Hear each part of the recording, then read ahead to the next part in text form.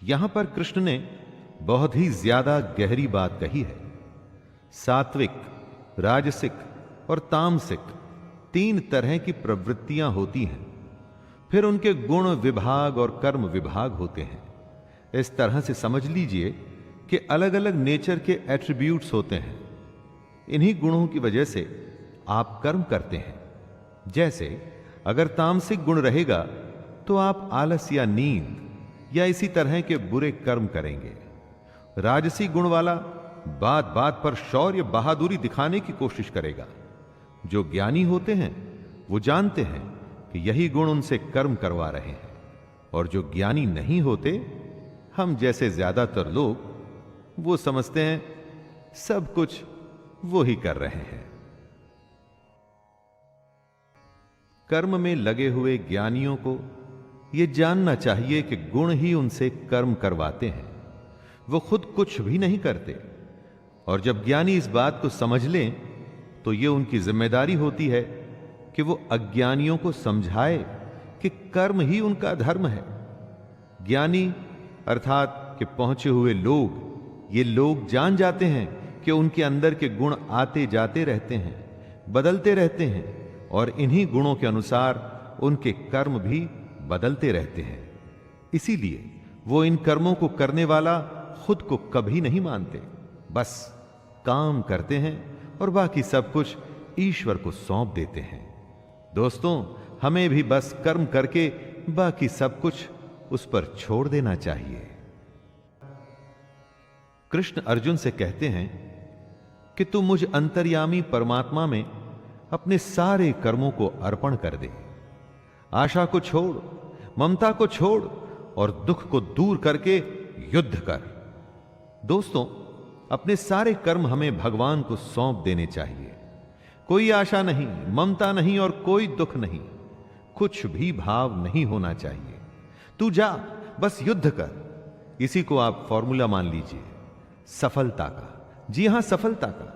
कुछ भी करने का, आगे बढ़ने का, आशा ममता दुख सब कुछ भूल के बस काम में लग जाइए और उन्नति करते जाइए। जीवन का मकसद है मोक्ष प्राप्त करना, जीने मरने के चक्कर से बचना। निष्काम कर्म का अगला कदम वही होता है। इसी के बारे में कृष्ण कहते हैं कि जो कोई मनुष्य दोष दृष्टि से रहित और श्रद्धा युक्त होकर मेरे इस मत का सदा अनुसरण करेगा, वो सारे कर्मों से छूट जाएगा। जो भी कोई सुख दुख और मोह को छोड़कर बस अपने कर्म को सिर्फ मुझे अर्पण करता है और कर्म को सच्चे मन से करता है, वो कर्म के सारे बंधन से छूट जाता है। और कर्म के बंधन से छूटने का अर्थ है जन्म मृत्यु के चक्कर से बचना। कृष्ण कहते हैं कि कई लोग घमंड करके खुद को बहुत बड़ा समझते हैं। उन्हें लगता है कि वही करते हैं, सब कुछ वही करते हैं। उन्हें नहीं लगता कि उन्हें अपना कर्म श्री कृष्ण को, ईश्वर को अर्पण करना चाहिए। ऐसे लोग अपने झूठे ज्ञान में ही मस्त रहते हैं। कृष्ण उन्हें मूर्ख बताते हुए उनसे दूर रहने की सलाह दे रहे हैं।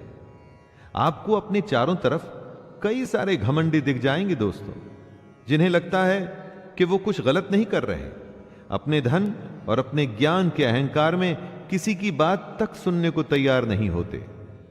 मैं आपसे यह कहूंगा कि ऐसे लोगों को मूर्ख समझकर आप उनसे दूर ही रहें। सभी प्राणी प्रकृति को प्राप्त होते हैं, अर्थात अपने स्वभाव से मजबूर होकर कर्म करते हैं। ज्ञानवान भी अपनी प्रकृति के अनुसार कोशिश करता है, फिर इसमें किसी का हट क्या करेगा। कृष्ण ये समझा रहे हैं कि हर प्राणी का अपना एक स्वभाव होता है, नेचर होता है, एटीट्यूड होता है। सब उसी के चलते काम करते हैं। जो ज्ञानी हैं, सब कुछ जानते हैं, उनसे भी उनका काम उनकी प्रवृत्ति ही करवाती है। इसमें किसी की हट जिद कुछ भी नहीं कर पाएगी। अगर आप कोशिश करेंगे कि किसी से उसके नेचर के अगेंस्ट काम करवा लें, तो आप अपना सिर्फ टाइम वेस्ट कर रहे हैं। इंद्रियों में ही प्यार और इंद्रियों में ही क्रोध या द्वेष छुपा है। मनुष्य को उन दोनों के वश में नहीं होना चाहिए, क्योंकि वे दोनों ही इसके कल्याण मार्ग में विघ्न करने वाले महान शत्रु हैं। अर्थात इंद्रियों में ही हर तरह का भाव छुपा है, अच्छा भाव भी और बुरा भाव भी।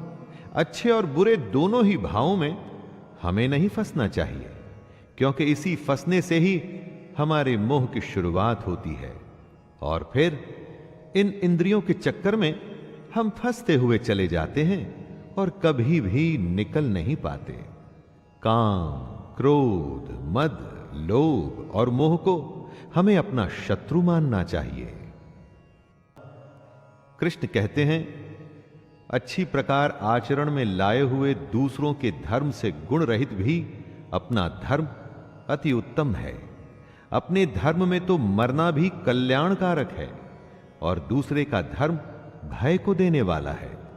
हर किसी को अपना कर्तव्य, अपना कर्म और अपना धर्म ही करना चाहिए। कृष्ण कहते हैं कि अगर अपने धर्म के लिए मरना भी पड़े तो भी अच्छा है, लेकिन कभी किसी दूसरे के धर्म को स्वीकार नहीं करना चाहिए। कोई बेहद कमजोर, जिसे खुद पर विश्वास न हो, दूसरे के धर्म को अपनाता है। जिसमें थोड़ा सा भी आत्मसम्मान होता है ना, वो कभी दूसरे के धर्म को नहीं अपनाता। अर्जुन कहते हैं, हे कृष्ण, तो फिर ये मनुष्य खुद न चाहते हुए भी जबरदस्ती किस बात से प्रेरित होकर पाप का काम करता है? अर्जुन यहां पर बड़ा वैलिड सवाल करते हैं दोस्तों। क्यों मनुष्य कृष्ण के कहे अनुसार नहीं चल पाता? क्यों वो पाप के रास्ते पर चलता है? ऐसा क्या हो जाता है लोगों के साथ कि वो सही रास्ते पे नहीं चल पाते, गलत रास्ते पर क्यों चलने लगते हैं? चाहे वो इस बात को जानते हो या न जानते हो, वो क्या चीज है जो उन्हें विवश करती है? पाप के लिए उनकी बुद्धि, उनके मन, उनके गुण किस बात को दोष दें? श्री भगवान कहते हैं, रजोगुण से उत्पन्न होता है काम, और काम में से निकलता है क्रोध अर्थात गुस्सा। काम या क्रोध कभी रुकता नहीं अर्जुन, बस बढ़ता ही रहता है। इसको अपना सबसे बड़ा शत्रु मानना चाहिए। दोस्तों, श्री कृष्ण बताते हैं कि आखिर पापी पाप किस कारण करता है, किसी के पाप करने की वजह क्या होती है? वजह है रजोगुण।